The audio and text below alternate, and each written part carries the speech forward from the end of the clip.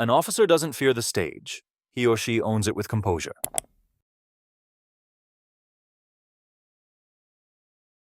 Peace is the strongest when strength is wisely guided rather than recklessly pursued.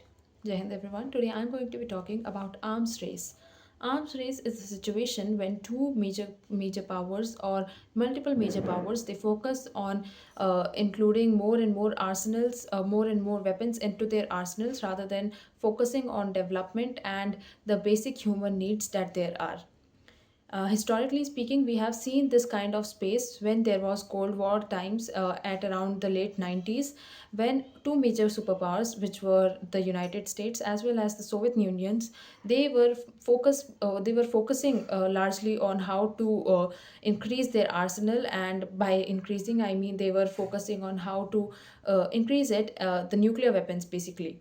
So at that time they had more than 5,000 nuclear weapons with them, each of these superpowers. But with the with the development of more and more treaties, we have seen that this has reduced. But in the recent times, now with more and more technology, we have seen that this kind of trend is again coming to an obsession. Like we have seen in the recent time, according to the latest report of SIPRI, around the world right now there are more than 12,500 nuclear weapons, which are already with many other countries of the world as well, and not just two countries now.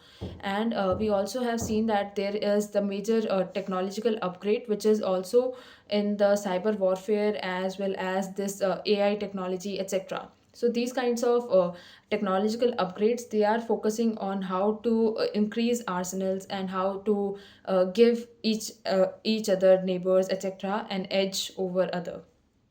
But of course, these are the kind of things that are making us difficult for uh, focusing on the other minor issues as well. Like we know the challenges for any country when it starts to participate in this arms race is that first of all the cost efficiency is quite much, because these nuclear weapons and arsenals, etc., they cost heavily. Other than that, it diverts attention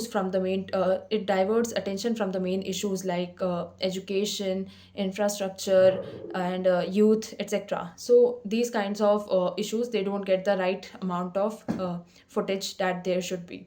So of course, we have to find viable solutions for this, and the viable solutions could be that the UN, it could reenact as well as it could rearrange and re-amend all these peace treaties that there are. And these treaties, they can focus on how there should be a limited approach towards getting towards increasing their arsenal, and rather than focusing on increasing these arsenals. And other than that, what could also be done is that we can focus more on how we can educate people onto how arms race is not beneficial for anyone.